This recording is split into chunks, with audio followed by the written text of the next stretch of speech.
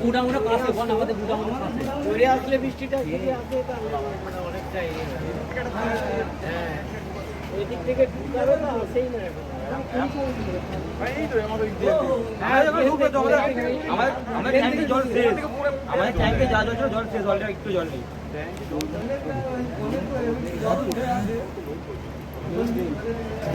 কি হলো ডেকে লিজে কি করবে